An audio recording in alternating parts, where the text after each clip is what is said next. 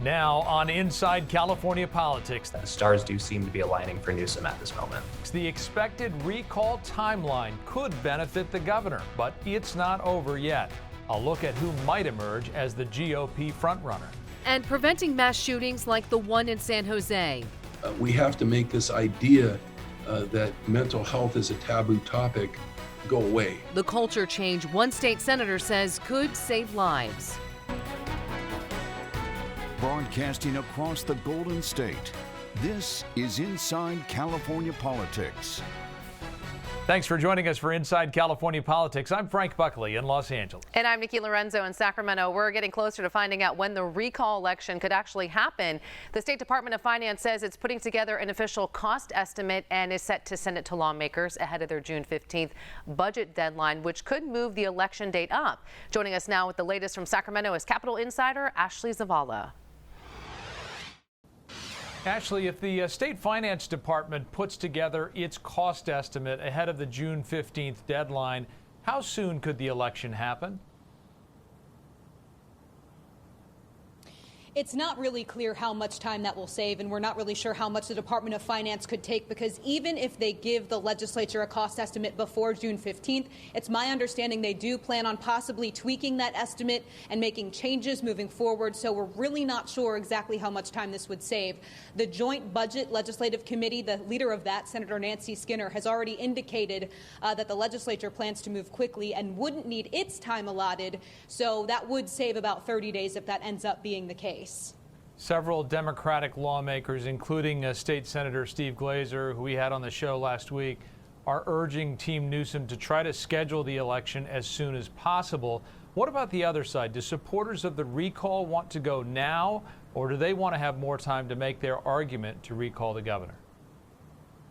Supporters of the recall say they're ready for any date, really, and that any date is helpful to them. And they can point out to reasons and campaign on current reasons why, the governor should be recalled. Right now, they say that they're trying to raise awareness to vote in this recall at this point. But even still, if the election is scheduled in August, that's still a couple of months for each campaign, really, to come up with, their own reasons for approval and opposition of this recall. Recalls can take up so much energy, suck the air out of the room as lawmakers are still trying to do their work. What are they saying about all of this in terms of the timing? Yeah, I think Democrats overwhelmingly have said that they would like to see a recall sooner. That's been made clear by Senator Stephen Glazer, really, and I know the Lieutenant Governor somewhat echoed that in a media report a couple of weeks ago. So I think that there is a sense of urgency to get this recall done, because there is still a lot to do here in this building at the state capitol, as well as, focusing on school reopenings and all of the other facets of government that the governor is going to have to deal with wildfires, drought, and anything else that the state could have to face. All right, Ashley Zavala is our Capitol Insider. Ashley, thanks very much. This week, California's largest state worker union approved a $1 million donation to help Governor Newsom fight the recall in an emergency vote that some members say will cause friction in union leadership. Incoming President Richard Lewis Brown, who joined us here on Inside California Politics last week, does not support Governor Newsom due to state worker pay cuts the governor imposed during the pandemic. This governor demanded that we give up 2 days of pay for two straight fiscal periods. And I was voted in to stop this kind of madness. When I'm elected president, going forward, this will never, ever happen again. Again, that was part of our interview from last week. Brown would need support from the board of directors to make opposition to the recall an official union position, but his anti-Newsom comments have already caused a divide in the organized labor movement that largely backs Newsom. Coming up, Governor Newsom's approval ratings are high. Polls are in his favor. Does the recall have a chance, and who would win if it happens? Why one political observer says only one of the Republican candidates has a legitimate chance of victory.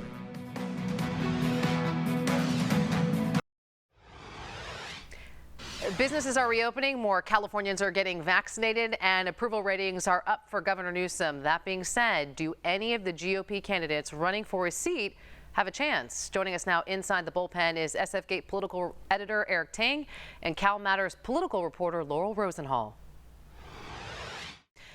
I want to start with you. The governor continuing his tour of the state this week, announcing that California is roaring back. We have incentives for those who get vaccinated. The governor sort of making nice with the industry that was not happy with him during the pandemic, the restaurant industry. And, this is all very helpful to him in terms of the budget surplus he has as well. He's in good shape right now, it seems. The stars are really aligning for Newsom right now at the same time that the infection rate is decreasing and the vaccinations are increasing. He has this enormous budget surplus. It's allowing him to tour the state, throwing money at all kinds of causes and constituencies. And so we're definitely seeing him use every chance he can through his governing to make a good impression on the voters, whether it's putting more money into homelessness, which we know voters really care about, or expanding, preschool, which is something that so many parents have been stressed during the pandemic. That's the kind of thing that could really help. So the stars have definitely aligned. Eric, you wrote a piece this past week about one of the Republican candidates, Kevin Faulconer, former mayor of San Diego. A lot of the conversation over the past couple of weeks has been about John Cox, of course, because of the bear, and Caitlyn Jenner, just because of her profile, even though she's polling at 6%. But silently, it seems like, according to your reporting, Kevin Faulconer had a really good month in May. Yes, he had a good month in May, not only because of what he was able to unveil, his middle-class tax cut plan that I believe is the most serious proposal put forward by one of the recall opponents. He's touted as the biggest tax cut for the middle class in California history. But also, like you mentioned, he's avoided the negative headlines some of the other challengers have. Cox's bear, those ads are not only seemingly inescapable across your TV now, but he also is under investigation in San Diego because he might have violated municipal code by bringing the bear in. Caitlyn Jenner, of course, has been light on policy specifics. She changed her story 3 or 4 times, I think, as to whether or not she voted in the 2020 election. Faulconer has kept it serious, but yes, the thrust of the reporting is it actually going to matter? When this is all said and done, Newsom is looking in a pretty good spot in polls right now, although when you talk to people involved in some of these Republican campaigns, they say they don't think the polls are quite capturing what the actual recall electorate is going to look like. But it's a long way off, and yes, as Laurel said, the stars do seem to be aligning for Newsom at this moment. Yeah, I mean, it's the Public Policy Institute of California, the Berkeley poll. Eric, I mean, everything seems to be favoring Newsom right now. The comparisons are made to 2003 and Gray Davis, but Gray Davis's favorables were nowhere near where Newsom's are right now. Right. Their favorables are not there as of now, but there is a long way to go on this process. The thing that I think people will point to in that PPIC poll is a level of engagement, where you have 75% Republicans are very engaged and dialed in here. That 40% of voters that want to recall him seems to be locked in and rock solid, whereas the Democratic engagement numbers are maybe around 30%. So the GOP believes they could have some turnout advantage, and as stated, there is a long way to go. We don't know what the shape of play is going to look like in the fall as it relates to wildfires, school reopenings, whatever. Yeah, Laurel, it's just an interesting year because we're not in, a midterm election year. We're not in a presidential election year, so it's kind of hard to gauge what turnout's going to be. But, as I just mentioned, polling for Newsom, the Newsom camp looks good right now.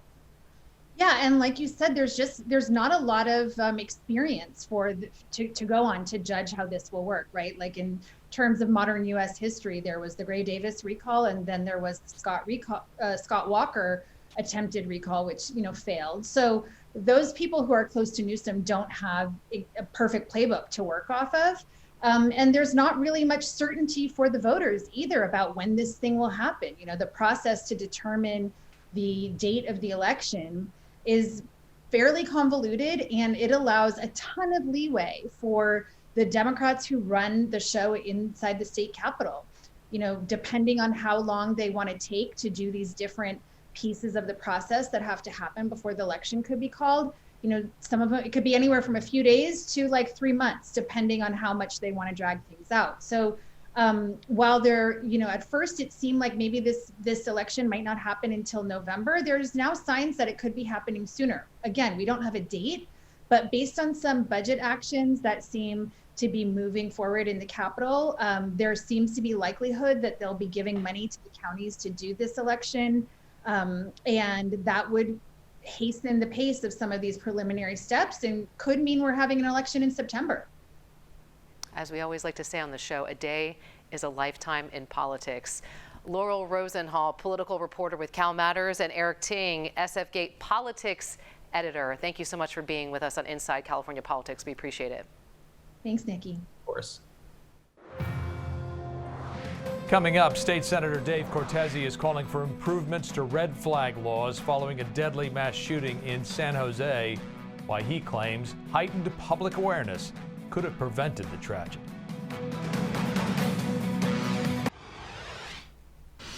This week, State Senator Dave Cortese is calling for improvements to California's red flag laws, insisting a change in culture could save lives. Specifically, he wants Californians to know what the laws are and what to do if they believe someone they know who owns a gun is mentally ill. This after a gunman opened fire at a San Jose light rail yard, killing 9 VTA workers. Senator Cortese, who represents that area, says the shooting could have been prevented if the red flag laws had been used as intended.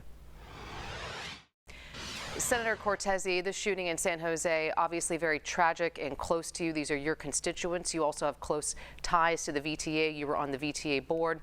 This past week, you said something interesting. You said when you were at a vigil for the victims of this shooting, you had a rude awakening when it came to certain aspects of California's gun laws. What was that rude awakening? You know, there's been some efforts in terms of legislation called red flag laws in California. And some of those laws are very recent. The effort has been to try to link up the detection of mental health issues of mental incapacity or instability early on before something like this happens. And what was interesting, although people like the district attorney in Santa Clara County and some of my former colleagues on the Board of Supervisors, understand more or less how those laws work, especially the DA. The average person, if you talk to 2,000 people at that vigil, hardly anybody knew what I was talking about when I said we really have to further and advance these red flag laws, and that's telling, because the red flag laws are designed to enlist and enroll the public in the process of helping to essentially raise a red flag, when somebody's in that kind of distress. And if people don't know about it, how are they going to use that tool? And that's a real problem. All right, so after you heard that, that sort of spearheaded an effort with yourself and the Santa Clara County District Attorney's Office to create some awareness. What do you plan to do going forward? I think that there's 2 big steps that need to be taken. One of them has to do with just getting the word out, as I was just saying. And, the state of California, I think, can step in. These are state laws. They don't just relate to one city or one county. With an education campaign, with the kind of education campaign that we've seen in other kinds of public health instances, whether it's been anti-smoking or cinch up your seatbelt. And those issues are perilous, but right now we have an epidemic of peril with this lethal combination of firearms and mental health issues. So we need that. We need people to be aware, and I think we need more than just intellectual understanding or informational understanding. We need to start creating a culture of this kind of thinking, this kind of being. And I think one of the ways we can start doing that is in our public entities themselves. Do you think that failure in the system, just the stigma in our culture, could, if things were different, could have prevented the shooting in San Jose?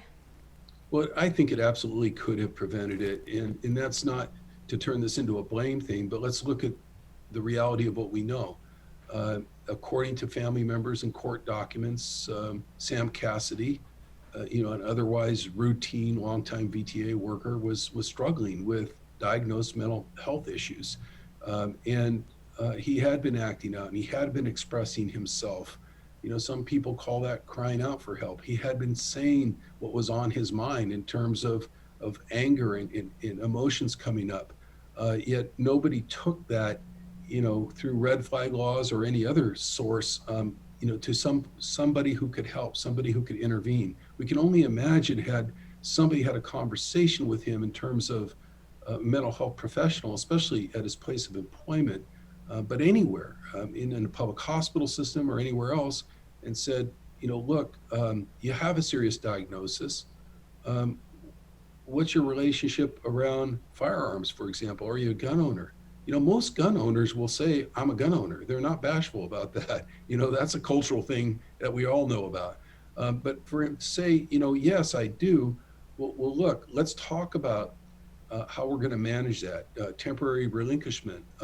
We don't want to take your guns away forever, sir, but we need to talk about, safety to you and the others around you because of the serious diagnosis that you have. So what about the folks who don't feel like they're qualified to say this person might be dealing with some mental issues and might not want to step in and get involved? Well, I'd say that's probably most people in America right now, and that's exactly what we have to change. We have to create a culture change. We have to embed it in our organizations. We have to go through our employers. We have to teach it in our schools, but we have to make this idea that mental health is a taboo topic go away, first and foremost, and we need to make people feel comfortable coming forward. If we can't do that, we're not going to solve this problem. State Senator Dave Cortese, we thank you for your time here on Inside California Politics. Yeah, thank you for having me. I appreciate it. Coming up, California kicks off its 2-year study into how the state might compensate African Americans for slavery and its lingering effects, the solutions the Reparations Committee is looking into.